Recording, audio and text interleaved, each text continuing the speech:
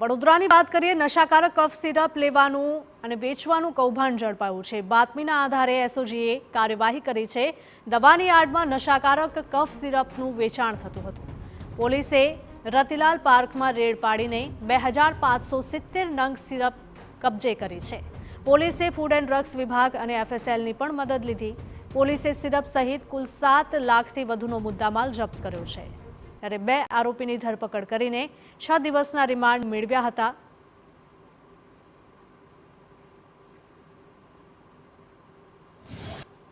દવાની આડમાં નશીલું કફ સિરપ વેચવાની એક એમો ધરાવતા 2 ઈસમોને પકડવામાં અને એક માતબર જથ્થો સીઝ કરવાની એસઓજીને આજે સફળતા મળી છે, જેમાં કોડેઇન એન્ડ્રેક્સ કફ સિરપ 100 mlની ટોટલ 2570 બોટલ એસઓજી દ્વારા જપ્ત કરવામાં આવી છે, જેની કિંમત આશરે 7,89,000 જેવી થવા જાય છે।